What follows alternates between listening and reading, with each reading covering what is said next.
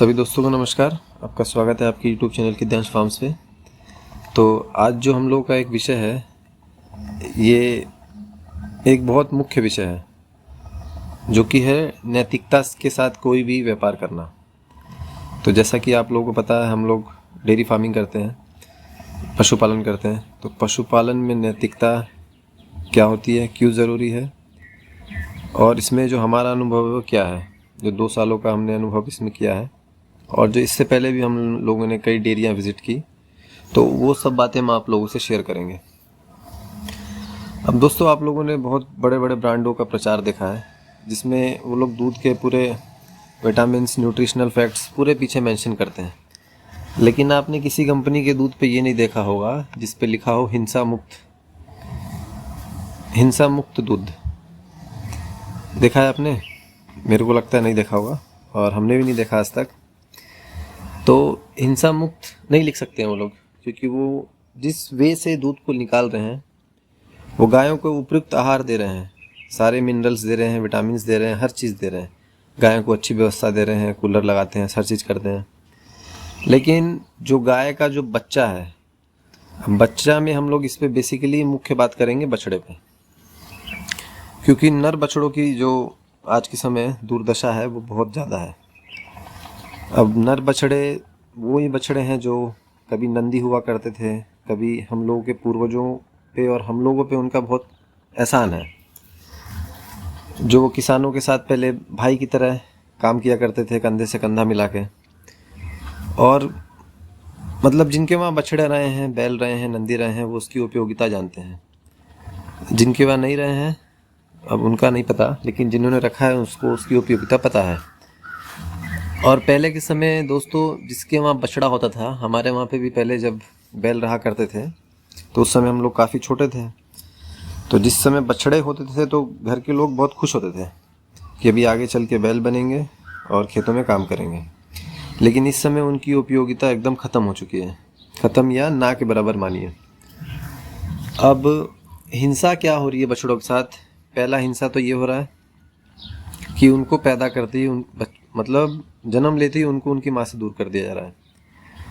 वो हुआ या बछड़ी हुई, जो मॉडर्न डेयरी फार्म है, तो उनमें जो बछड़ियाँ हैं उनको तो फीड दिया जा रहा है, उनको दूध भी दिया जा रहा है, पीने के लिए हर चीज़ हो रहा है, क्योंकि वो उनका आगे का फ्यूचर है, उसको आगे चल के गाय बनना और दूध देना है।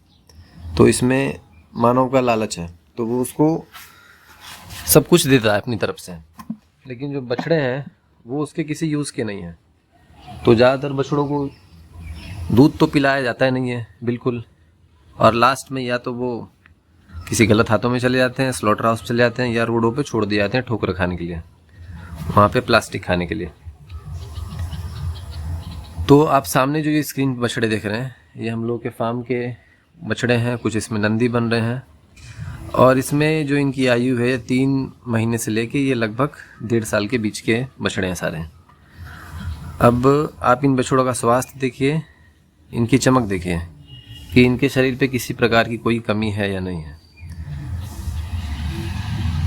क्योंकि हम लोग बछड़े हों या बछिया हों, दोनों को एक प्रकार का ही हम लोग फीडिंग करते हैं, एक प्रकार ही दूध पिलाया जाता है। दोस्तों देखिए, जो जीवन है ये अपने हाथ में नहीं है। ईश्वर ने बनाया है सबको, और किसको क्या बनाएगा वो उसके हाथ में है। तो बछड़ा हुआ, बछड़ी हुआ, कम से कम आपका इतना फ़र्ज़ है कि आप उसको, उसकी गाय को, उसकी माता को रखें, उसका दूध बेच रहे हैं, उससे अपना जीवन यापन जो भी कर रहे हैं, तो कम से कम उस बच्चे का हिस्सा ना मारे। कम से कम जब तक वो खाने लायक नहीं होता है, उसको 3 महीने तक भरपूर दूध पिलाएं। उतना दूध पिला देने से आपकी कुछ आर्थिक स्थिति नहीं खराब हो जाएगी, ठीक है? लेकिन ऐसा कोई करता नहीं है इस समय। बच्चा पैदा हुआ, 2-3 दिन 4 दिन के बाद से उसके सामने भूसा रखना शुरू हो गया। जो बच्चे का रूमन होता है, जो पेट होता है, वो 3 महीने बाद तैयार होता है चारा खाने लायक। इंसान अपने बच्चे को तो भरपूर 1 साल, 2 साल, 5 साल, 10 साल तक या आजीवन तक दूध की व्यवस्था करता है कि नहीं, बच्चा दूध पिएगा तो स्ट्रांग होगा या स्वस्थ होगा। लेकिन वो भी उसका बच्चा है, उसके प्रति भी उसकी ममता है। तो कम से कम ना ही आप 4 लीटर 5 लीटर पिला रहे हैं, तो कम से कम उसको उसके हिस्से भर का 1 आंचल का दूध उसको पिलाएं कम से कम। तब जाके जो दूध आप उसको प्राप्त हो रहा है, तब आप उसको बोल सकते हैं हिंसा मुक्त दूध। नहीं तो वो अहिंसा मुक्त, अहिंसा ही दूध है, उस दूध में अहिंसा ही भरी है। अब गाय है या जो भी पशु है, वो जो दूध उतारता है, क्यों उतारता है? जब बच्चा पीता है और बच्चा उसको अपने सर से मारता है अपनी माँ को, तो उसकी माँ बॉडी में कुछ डोपामाइन क्रिएट होता है, वो खुश होकर ममतत्व की भावना से दूध उतारती है अपने बच्चे के लिए। तो इंसान क्या करता है, अभी बच्चे ने दूध पीना स्टार्ट किया तब तक खींच के तुरंत बांध दिया उसको और पूरा दूध निकाल लिया जाता है। तो ये भी एक डेयरी फार्म फेल होने का बहुत मुख्य कारण है जो हमने नोटिस किया है।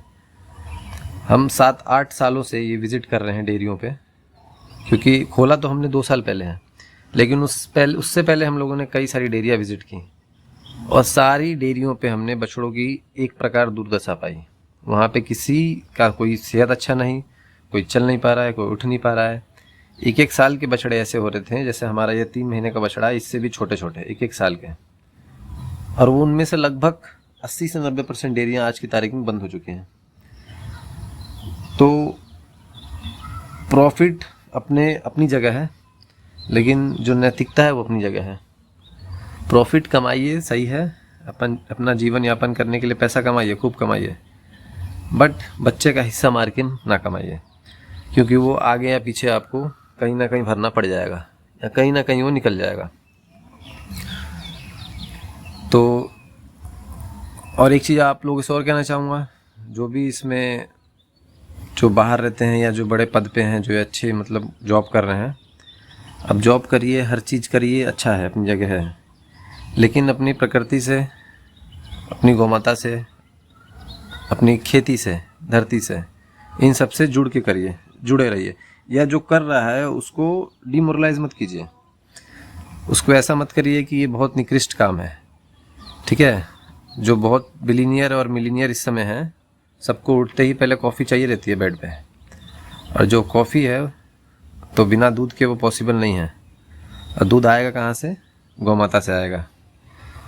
तो गौमाता की इज्जत करिए, खाली उसको मुंह से मत बोलते रहिए गौमाता गौमाता।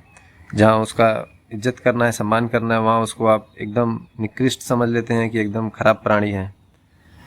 जो मुर्गा, मछली, सूअर ये सब पाल रहे हैं, वो उसको बहुत बड़ा चढ़ा के दिखा रहे हैं, और जो ये काम कर रहे हैं, जो हमारे पूर्वज किए हैं, जो हमारी संस्कृति से जुड़ा है, उसकी आप अवहेलना कर रहे हैं। तो इसी के साथ आज की वीडियो को यहीं समाप्त करते हैं। अगर हमारी बातें इसमें कुछ आपको गलत लगी हो तो उसके लिए आप सभी से माफ़ी चाहेंगे।